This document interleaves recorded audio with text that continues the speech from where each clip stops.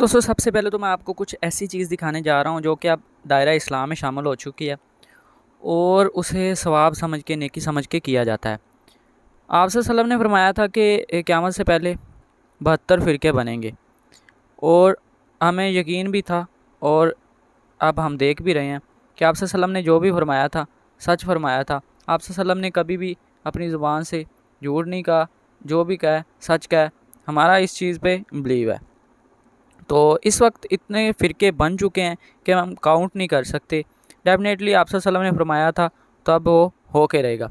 इस वक्त ये जो बाबा जी हैं, ये जी बाबा जी नरगस बने हुए हैं, बाबा जी मुजरे वाली सरकार मुर्शद हैं। इनके पास लोग अपनी सदाएं, अपनी फ़रियादें लेके जाते हैं और ये आप अल्लाह ताला से, इनका कहना है कि मैं उनसे, अल्लाह ताला से इतना क्लोज़ हूँ और दुआ करता हूँ तो वो दुआ फ़ौरन कबूल हो जाती है।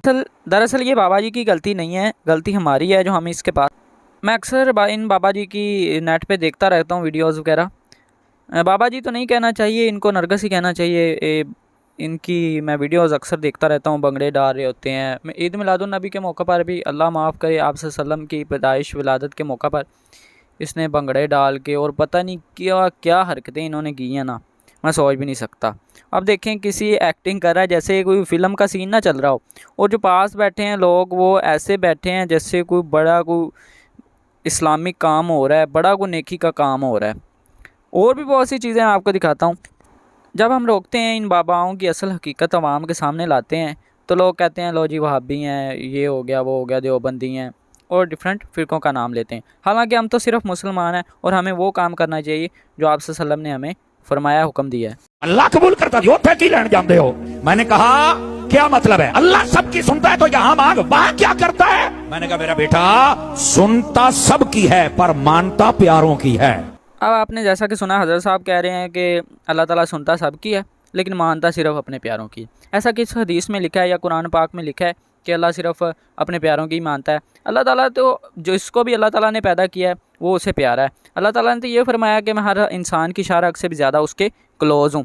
तो हम जब भी कोई, ना दुआ का कोई वक्त है मुकर्रर है, ना कोई ऐसा कोई है कि ये बंदा दुआ कर सकता है, ये नहीं कर सकता। अल्लाह ताला से तो कोई भी मांग सकता है, ऐसा कोई है नहीं इस चीज़ की, ना कोई हदीस है ना कोई इसका दलाइल मिलता है। उस वली का वास्ता पेश करना अल्लाह की बारगाह में कि या अल्लाह ये तेरा नेक बंदा है, मैं इसका वास्ता पेश करता हूँ, अपने इस नेक बंदे के सदक़े मेरी हाजत पूरी कर दे। अबुदून मिन दूनिल्लाह, और ये इबादत करते हैं अल्लाह के सिवा उन हस्तियों की, मा ला यदुर्रुहुम वला यनफउहुम, जो ना इन्हें कोई नुकसान दे सकती हैं ना कोई नफा।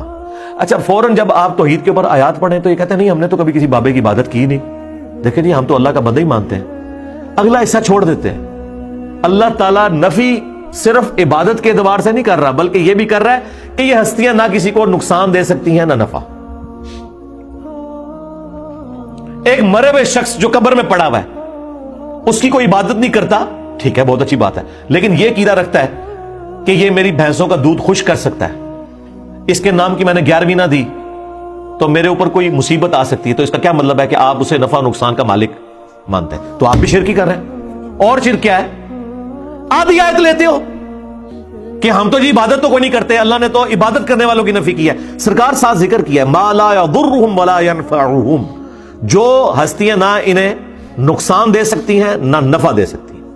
वयक़ूलूना, और ये कहते हैं हाउलाई शुफ़ाउना इंदल्लाह, वो कहते हैं नहीं हम इनको तो पुकार ही नहीं रहे, ये अल्लाह के हुजूर हमारे सिफारिशी है। सेम वही मेंटालिटी ऐसी तो दाता साहब को तो नहीं मांगते, अल्लाह के हुजूर साढ़े सिफारिशी ने, हम सुल्तानुल हिंद से तो नहीं मांगते। खुतबा हज्जतुल विदा के मौका पर अल्लाह ताला ने आप सल्लम को हुक्म दिया कि इस वक्त दीन मुकम्मल हो चुका है, अब दीन में मज़ीद जो भी इजाफ़ा किया जाएगा वो बिद्दत होगी और अल्लाह ताला की शान में जो गुस्ताही करेगा या किसी को और को शरीक करेगा वो शिरक में आएगा।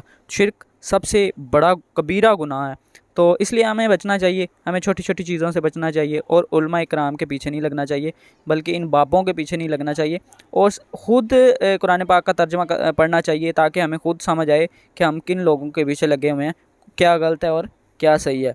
तो हमें अल्लाह ताला पढ़ने की, लिखने की तौफ़ीक़ अता फ़रमाए और कुरान और हदीस पर अमल करने की तौफ़ीक़ अता फ़रमाए। आमीन सुम्मा आमीन।